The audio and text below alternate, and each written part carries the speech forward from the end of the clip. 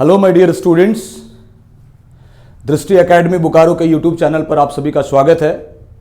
आज हम लोग कूलॉम्स लॉ पर डिस्कस करेंगे।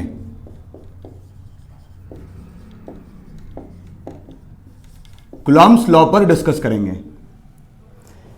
इसके पहले, कूलॉम्स लॉ के इस वीडियो को देखने से पहले आप लोग इलेक्ट्रिक चार्ज और इलेक्ट्रिक चार्ज के प्रॉपर्टीज, इन दो टॉपिक्स के वीडियो को सबसे पहले आप लोग देख लेंगे, समझ लेंगे, फिर आप लोग कूलॉम्स लॉ को स्टार्ट करेंगे।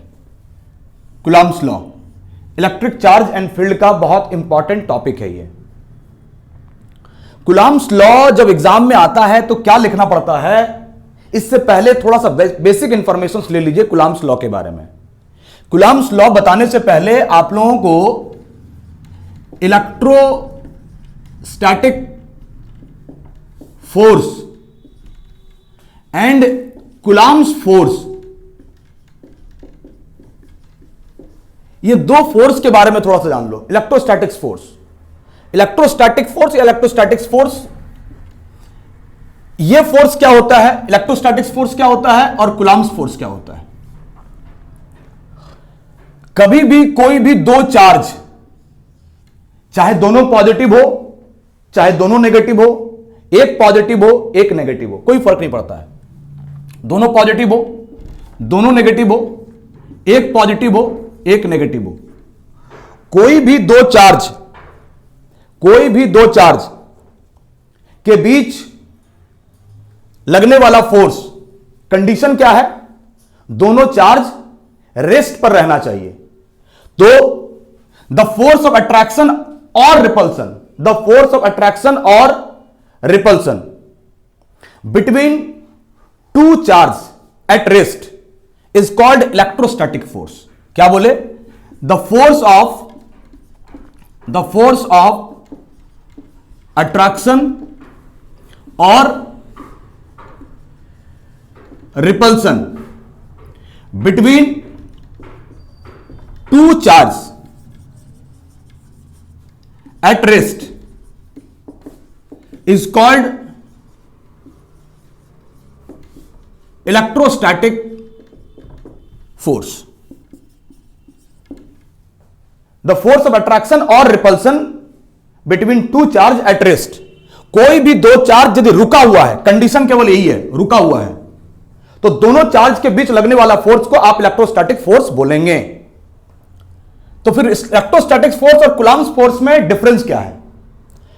यदि हम लोग कूलॉम्स फोर्स का डेफिनेशन बोलेंगे तो द फोर्स ऑफ अट्रैक्शन और रिपल्सन बिटवीन टू, सिर्फ यहां पर आगे लग जाएगा पॉइंट चार्ज, बस इतना का डिफरेंस है।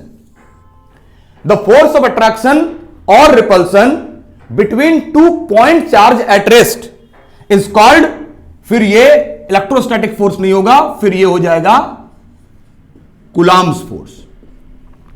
यानी कि इलेक्ट्रोस्टैटिक फोर्स में चार्ज का साइज डिफाइन नहीं है, चार्ज छोटा भी हो सकता है चार्ज बड़ा भी हो सकता है, पर कूलॉम्स फोर्स में चार्ज का साइज डिफाइन है, चार्ज का पॉइंट साइज होना जरूरी है।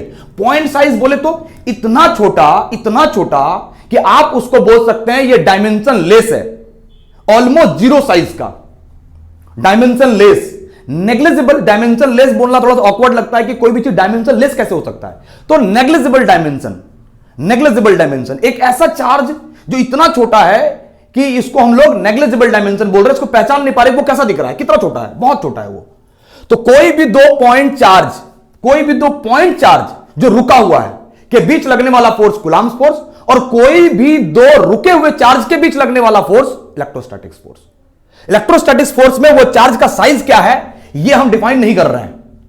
तो यदि आप इसको बंद कर दें तो द फोर्स ऑफ अट्रैक्शन और repulsion between two charge at rest is called electrostatics force, और यदि आप इसको रहने दें, द फोर्स ऑफ अट्रैक्शन और repulsion between to point charge at rest is called Coulomb's force.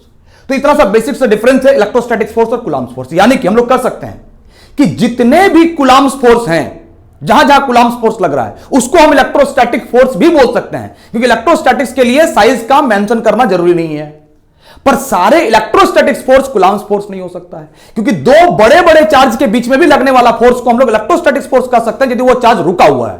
पर यदि चार्ज बड़ा हो गया तो उसको हम लोग कूलम्ब फोर्स नहीं बोल सकते हैं। पर इलेक्ट्रोस्टैटिक फोर्स में चार्ज बड़ा हो या पॉइंट साइज का हो, दोनों ही केसेस में आप उसको इलेक्ट्रोस्टैटिक फोर्स बोल सकते हैं। यानी कि इलेक्ट्रोस्टैटिक फोर्स कूलम्ब फोर्स नहीं हो सकता है, पर कूलम्ब फोर्स इलेक्ट्रोस्टैटिक फोर्स हो सकता है।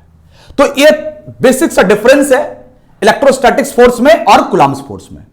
अब कूलम्ब फोर्स के लॉ में क्या कहा गया है, इस पर थोड़ा हम लोग डिस्कस करते हैं कि इसके लॉ में क्या क्या आ गया। प्रॉपर आप लोग डेफिनेशन बनाते चलेंगे। कूलम्ब लॉ से पहले इलेक्ट्रोस्टैटिक फोर्स का डेफिनेशन लिखेंगे, कूलम्ब फोर्स का डेफिनेशन से लिखेंगे, फिर हम लोग आगे बढ़ेंगे। अब देखो जरा कूलम्ब फोर्स अब क्या होता है। अब आराम से हम लोग डिफाइन करेंगे कि कोई दो चार्ज है, कोई दो चार्ज है। कैसा चार्ज है अब ये दोनों पॉइंट चार्ज है, ये दोनों पॉइंट चार्ज है। एक का नाम मान लेते हैं Q1 है, एक का नाम मान लेते हैं Q2 है। दोनों कनेक्ट नहीं है, दोनों कनेक्ट नहीं है, इसलिए ध्यान रहे इन दोनों के बीच में आप डॉटेड लाइन दिखाएंगे, डॉटेड लाइन दिखाएंगे। एक Q1 चार्ज है, एक Q2 चार्ज है। सर Q1 पॉजिटिव है, नेगेटिव है, Q2 पॉजिटिव है, नेगेटिव है, कोई फर्क नहीं पड़ता है, कोई फर्क नहीं पड़ता है। पहले आप याद ध्यान दो, दो चार्ज है Q1 Q2, दोनों के बीच का डिस्टेंस R है, दोनों के बीच का डिस्टेंस R है। कंडीशन क्या है, कंडीशन यह है जब आप लोग का बोर्ड के एग्जाम में कूलम्ब लॉ आएगा, चाहे सीबीएसई हो, आईसीएसई हो, स्टेट बोर्ड हो, कोई भी बोर्ड के आप लोग हो, जब आएगा तो सबसे पहले आप लोग को प्रॉपर इस तरह से, क्योंकि आप लोग को 12th में बोर्ड में अच्छा रिजल्ट लाना है, सबसे पहला जरूरी ये चीज है। उसके बाद competition, JEE main, JEE advance, 12th में एक ही टाइम मौका मिलेगा जिसमें आपको बहुत अच्छा रिजल्ट लाना है। तो सबसे पहले बोर्ड के बारे में सोचो कि प्रॉपर हम लोग बोर्ड में नोट्स कैसे, बोर्ड्स में एग्जाम में कैसे लिखेंगे हम लोग आंसर। तो let Q1 and Q2 are any two point charge, point charge. हम लोग सबसे पहले मान लेंगे कि कोई दो चार्ज है Q1 Q2 जो पॉइंट चार्ज है, जो कि सेपरेटेड एट डिस्टेंस R। अच्छा, इसमें एक चीज और ऐड कर लो, ये जरूरी है, एकदम जरूरी है, एट रेस्ट। उसके बाद यहां पर हम लोग डाले हैं, हाँ ध्यान रखना इस चीज को। Let Q1 and Q2 are any two point charge at rest. Point charge भी है, रुका हुआ भी, दो कंडीशन कूलम्ब लॉ के लिए, दो कंडीशन, पॉइंट भी होना चाहिए, पॉइंट चार्ज भी होना चाहिए, रुका हुआ भी रहना चाहिए। Let Q1 and Q2 are any two point charge at rest separated at distance R, जो R डिस्टेंस पर सेपरेट है, ठीक है, यहीं पर लिख दो इसको, सेपरेटेड एट डिस्टेंस R, दोनों R डिस्टेंस पर सेपरेट आउट किया गया है। अब लॉ देखो, इसका लॉ क्या कहता है। अकॉर्डिंग टू दिस लॉ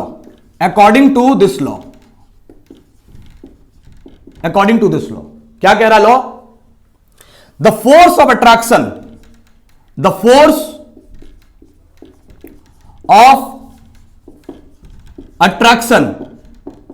और repulsion.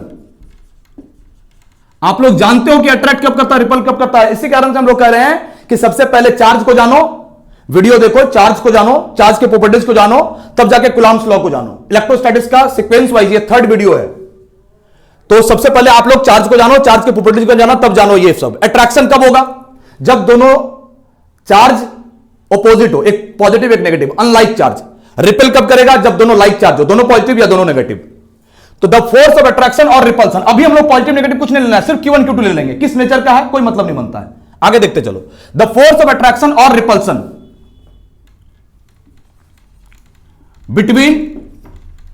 between two charges is directly proportional to the product of them। क्या बोल रहा है, the force of attraction, F मेरा फोर्स ऑफ अट्रैक्शन है, द फोर्स ऑफ अट्रैक्शन और repulsion between two charge is directly proportional to the product of them. Product किसका, Q1 Q2 का, दोनों के प्रोडक्ट मतलब दोनों के इंटू के डायरेक्टली प्रोपोर्शनल होगा फोर्स। फोर्स ए वेक्टर क्वांटिटी, इसका आंसर हम लोग दे रहे हैं, आप लोग दे ना जरूरी नहीं है। इस कारण से कई बार बुक में लिखा होता है the magnitude of force of attraction. आप ऐसा लिखना चाहो तो लिख सकते हो, the magnitude of force of attraction और रिपल्सन। मैग्नीट्यूड देना चाहो तो आप दे सकते हो ऐसे करके, ये मैग्नीट्यूड भी आप दे सकते हो, आपकी मर्जी। आप सिर्फ एफ भी लिख सकते हो। तो F is directly proportional to Q1 and Q2, equation 1, इसको मान लिए। अगेन और क्या कह रहा है, द फोर्स मतलब magnitude of force, the force is inversely, the force is inversely proportional to the square of distance between them। यानी कि द फोर्स या magnitude of force is inversely, जैसे इनवर्सली बोलेंगे तो 1 बाय लगा देना, inversely proportional to the square of distance between them. Distance क्या है, r का स्क्वायर, इक्वेशन 2। दोनों लॉ पर ध्यान देना। फोर्स दोनों चार्ज के मल्टीप्लाई के डायरेक्टली प्रोपोर्शनल, फोर्स दोनों चार्ज के बीच के डिस्टेंस के स्क्वायर के इनवर्सली प्रोपोर्शनल। इनवर्सली मतलब 1 बाय समथिंग। अब दोनों को हम लोग सॉल्व करेंगे from equation first and second. ध्यान रखना, यदि मैग्नीट्यूड नहीं लगाओगे तो वेक्टर साइन भी मत लगाना, अदरवाइज इधर वेक्टर तो इधर स्केलर कैसे हो सकता है। चार्ज एक स्केलर क्वांटिटी है, प्रॉपर्टी में बताए हैं हम। तो इस कारण से यदि मैग्नीट्यूड नहीं लगाओगे तो डायरेक्ट ये भी मत लगाना, मॉड लगाओगे तभी जाकर वेक्टर साइन लगाना, अदरवाइज मत लगाना। मॉड ही मत लगाओ, वेक्टर ही मत लगाओ। From equation first and second, F दोनों तरफ एफ, इसी कारण से एक बार लिखे, दोनों का साइन सेम इसलिए एक बार लिखे। ये दोनों अलग अलग है, इस कारण से 2 बार लिखेंगे। Q1 Q2 1 by R square, Q1 Q2 1 by R square. ध्यान देना, जब भी Q1 Q2 को 1 से, Q1 Q2 bye R square, जब भी प्रोपोर्टी साइन हटता है तो कुछ ना कुछ जरूर लगता है। तो जो लगता है यहां पर स्मॉल के लग रहा है, ये स्मॉल के है, स्मॉल के Q1 Q2 bye R square. यह है कुलाम्स फोर्स जिसकी हम लोग बात कर रहे थे, के Q1 Q2 bye R square, के Q1 Q2 bye R square. यह है कुलाम्स फोर्स। के क्या है, कुलाम्स कांस्टेंट है या कुलाम्स फोर्स कांस्टेंट है। Q1 Q2 क्या है, 2 पॉइंट चार्ज है जो रुका हुआ है, point charge at rest. R क्या है, Q1 Q2 के बीच का डिस्टेंस है। तो अभी आप लोग, अभी आंसर खत्म नहीं हुआ है, आप लोग यदि बोर्ड एग्जाम में करेंगे तो इसके बाद के को थोड़ा मेंशन करना पड़ेगा। के को थोड़ा हम लोग और मेंशन कर रहे हैं। के क्या है, वेर स्मॉल के का वैल्यू होता है 1/4 पाई एप्सिलॉन। आराम से समझना क्या क्या बता रहे हैं। So K is equal to 1/4 pi epsilon. यहां पर हम लोग नॉट दे रहे हैं, अभी नॉट की कहानी बताएंगे। एप्सिलॉन नॉट मतलब एब्सोल्यूट परमिटिविटी। ये अभी के लिए हम लोग ऐसा मान रहे थे कि दोनों चार्ज कहां रखा गया है, एयर में रखा गया है, एयर में रखा गया है। तो आप एप्सिलॉन नॉट देना, इसके बाद कुछ मत देना। अभी एयर के अलावा कहीं रखेंगे तो क्या होगा अभी बताएंगे सारा चीज। तो k is equal to 1/4 pi epsilon naught, जिसका वैल्यू होता है 9 × 10⁹ 9 × 10⁹ सोचना जैसा ये k का वैल्यू है, k का वैल्यू है। k को, क्योंकि कंफ्यूजन होता है यूनिट में, k को यदि सेपरेट आउट करना चाहेंगे तो k इक्वल टू ऐसा बोल सकते हैं f r स्क्वायर और Q1 Q2 नीचे आ जाएगा, ऐसा बोल सकते हैं क्या। k equal to f r square, Q1 Q2 नीचे आ जाएगा। f का यूनिट क्या होता है, न्यूटन। r मतलब डिस्टेंस मतलब मीटर का स्क्वायर। नीचे में दो को चार्ज मतलब कुलाम इंटू कुलाम, तो हम लोग बोल सकते हैं न्यूटन मीटर स्क्वायर पर कुलाम स्क्वायर। यूनिट निकल गया, रटना भी नहीं है यूनिट को। फोर्स का यूनिट जान रहे हो, डिस्टेंस का यूनिट जान रहे हो, चार्ज का यूनिट जान रहे हो, तो न्यूटन मीटर स्क्वायर पर coulomb square, newton metre square पर कुलाम स्क्वायर। वेर के का वैल्यू ये है। ये के है क्या, ये के है क्या, कुलाम्स फोर्स कांस्टेंट।